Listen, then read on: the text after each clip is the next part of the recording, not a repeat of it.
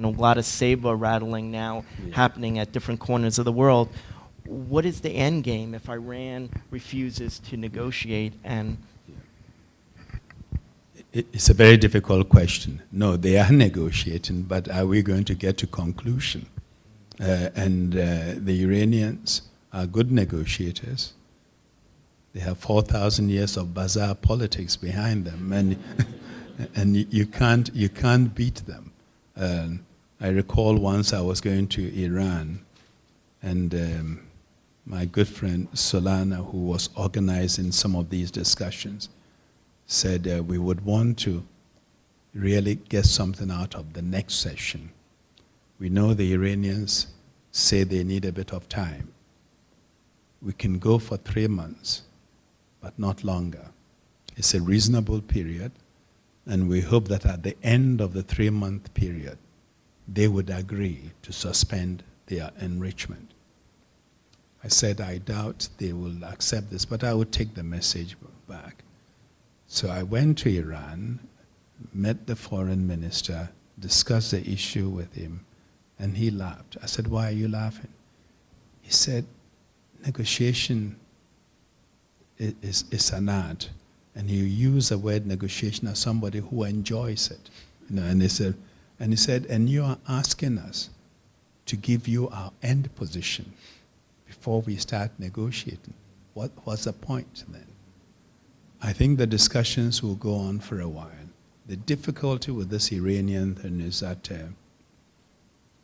because of mistrust, governments in the West and around the world believe they are aiming for nuclear power. They maintain, including from the supreme leader,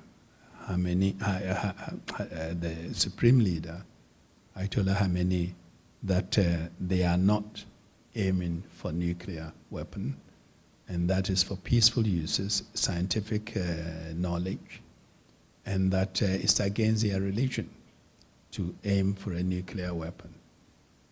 The challenge here is you cannot tell until it happens, and nobody wants to wait until it happens, because once you master the art of enrichment, it's a very short jump from there to the nuclear weapon.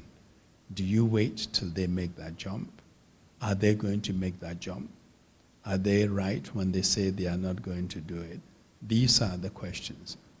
With these doubts in mind, do you keep talking, or do you take military action, as some imply? I personally believe that one needs to keep talking to them. I think a military action in Iraq today will be a disaster. As I've indicated in the book, that region is one of the most volatile. We have Iraq, which is not stable yet.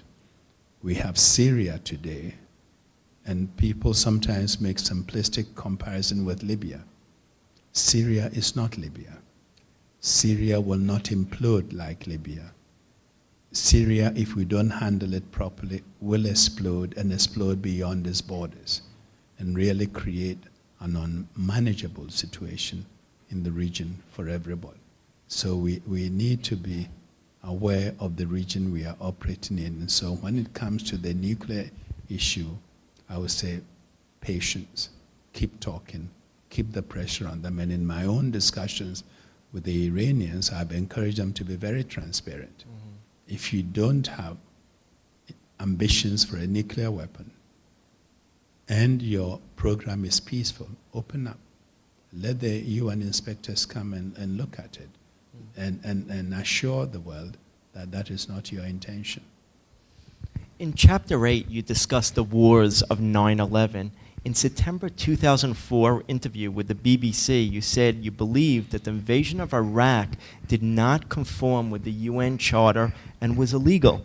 Your opinion is held by many more people today. Could you briefly elaborate on your statement to the BBC at that time? Yeah. No, for me it was very clear. Any country has a right to defend itself when attacked. Any country has a right in certain situations to take preemptive strike to defend itself. But when it comes to issues of broader threat to security threat that is not specific to a country but broader threat to all of us, you cannot take action, in my judgment, without the approval of the Security Council. It is only the Council that can confer that kind of legitimacy. On top of that, it was a situation that the Council was looking at. The Council was seized of the Iraq dossier.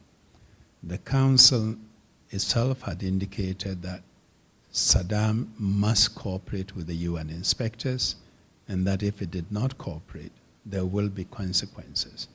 The inspectors were carrying on with their work, and I think if the inspectors had problems and came back and said Saddam did not cooperate, it should have been up to the Council, one, to determine if there had been a breach and what the consequences should be, not for the US and UK to take it upon themselves to do it.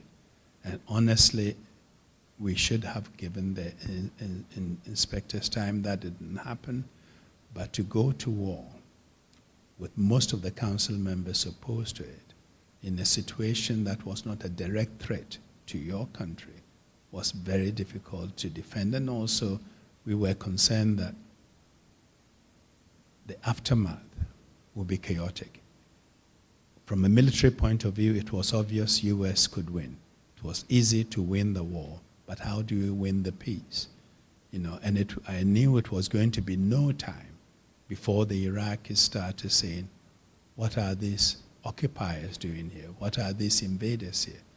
And nobody, no nation welcomes occupiers if they look at it in those terms.